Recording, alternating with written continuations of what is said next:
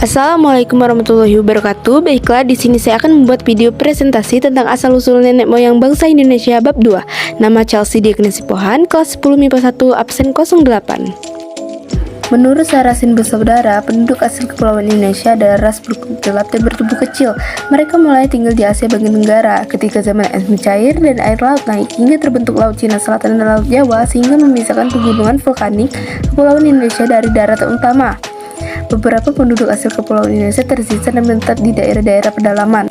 Sedangkan daerah pantai dihuni oleh penduduk pendatang. Penduduk asli itu disebut dengan suku bangsa Veda oleh Sarasin.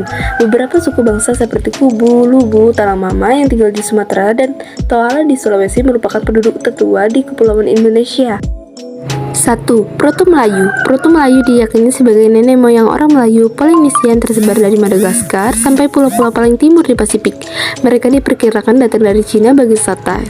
Ras Melayu ini mempunyai ciri-ciri rambut lurus, kulit kuning kecoklat-coklatan, dan bermata sipit. Dari Cina bagian selatan Yunan, mereka berimigrasi ke Indo dan ke Kepulauan Indonesia. Penduduk asli dari ras Proto Melayu ini pun kemudian melebur. Mereka itu kemudian menjadi suku bangsa Batak, Daya, Toraja, Alas, dan Gayo. 2. Deuteru Melayu. Deuteru Melayu merupakan ras yang datang dari Indochina bagian utara. Mereka membawa budaya baru berupa perkakas dan senjata besi di Kepulauan Indonesia atau kebudayaan Dongson. Mereka seringkali disebut juga orang-orang Dongson. Peradaban mereka lebih tinggi daripada ras Proto Melayu. Mereka dapat membuat perkakas dari perunggu. Peradaban mereka ditandai dengan keahlian mengerjakan logam dengan sempurna. Perpindahan mereka ke Kepulauan Indonesia dapat dilihat dari rute persebaran alat-alat yang mereka tinggalkan di beberapa kepulauan di Indonesia, yaitu berupa kapal persegi panjang. Peradaban ini dapat dijumpai di Malaka, Sumatera, Kalimantan, Filipina, Sulawesi, Jawa, dan Nusa Tenggara Timur. Kedatangan ras Deuteru Melayu di Kepulauan Indonesia makin lama semakin banyak. Mereka pun kemudian berpindah mencari tempat baru ke hutan-hutan sebagai tempat hunian baru.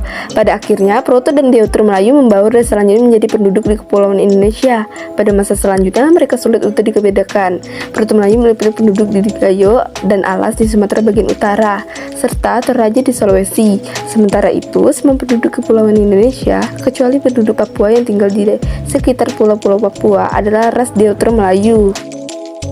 3. Melanesoid. Ras lain yang terdapat di Kepulauan Indonesia adalah ras Melanesoid. Mereka tersebar di Lautan Pasifik, di pulau-pulau yang terletaknya sebelah timur Irian dan benua Australia. Di Kepulauan Indonesia, mereka tinggal di Papua Barat, Ambon, Maluku Utara, dan Nusa Tenggara Timur, bersama dengan Papua Nugini dan Bismarck, Solomon, New Caledonia, dan Fiji, Vanuatu. Mereka tergolong rumpun Melanesoid. Pada mula kedatangan bangsa Melanesoid di Kepulauan Indonesia berawal saat zaman es terakhir, yaitu di tahun 70.000 sebelum Masehi. Pada saat itu Kepulauan Indonesia belum berpenghuni. Ketika suhu turun hingga mencapai kedinginan maksimal, air laut menjadi beku, permukaan laut menjadi lebih rendah 100 meter dibandingkan permukaan saat ini.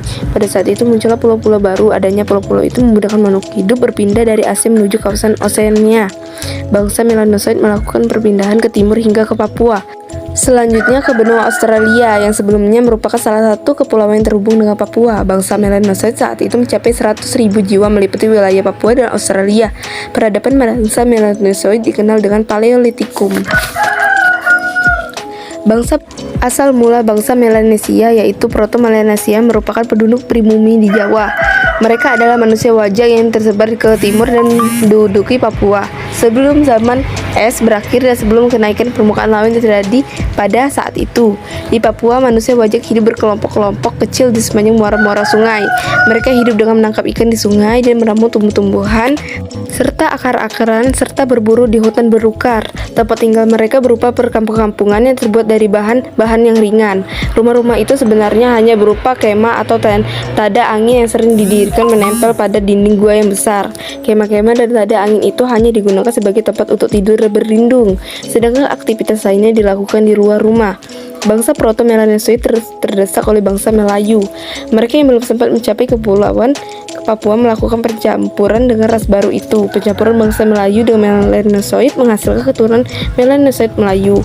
Saat ini mereka merupakan penduduk Nusa Tenggara Timur dan Maluku. 4. Negrito dan Wedit. Sebelum kedatangan kelompok-kelompok Melayu tua dan muda, negeri kita sudah terlebih dahulu kemasukan orang-orang Negrito dan Wedit. Sebutan Negrito diberikan oleh orang-orang Spanyol karena mereka jumpai itu berkulit hitam mirip dengan jenis-jenis Negro. Sejauh mana kelompok Negrito itu bertalian darah dengan jenis-jenis Negro yang terdapat di Afrika serta kepulauan Indonesia Pasifik. Demikian pula bagaimana sejarah perpindahan mereka belum banyak diketahui dengan pasti. Kelompok Wedit terdiri atas orang-orang dengan kepala monocephal dan letak mata yang dalam sehingga nampak seperti berang. Kulit mereka coklat tua dan tinggi rata-rata kakinya 155 cm. Wedit artinya jenis Weda yang itu bangsa yang terdapat di Pulau Ceylon, Sri Lanka. Perbedaan orang-orang Wedit di Nusa Tenggara cukup luas, misalnya di Palembang dan Jambi, suku Kubu, di Siak suku Sakai, dan di Sulawesi Puncak Tenggara, suku Toala, Tokea, dan Tomuna.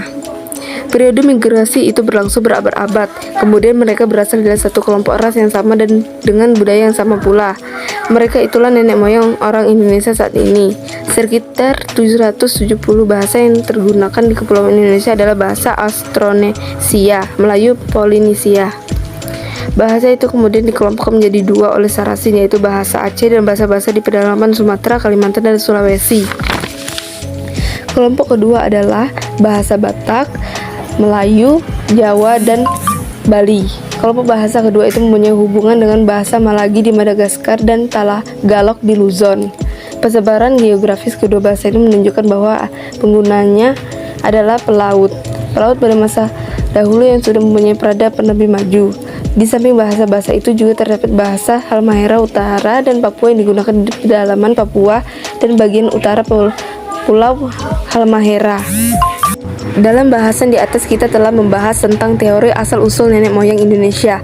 Selama ini kita ketahui bahwa Proto-Melayu, Deutero-Melayu, dan Melanosoid tidak menunjukkan hubungan genealogis.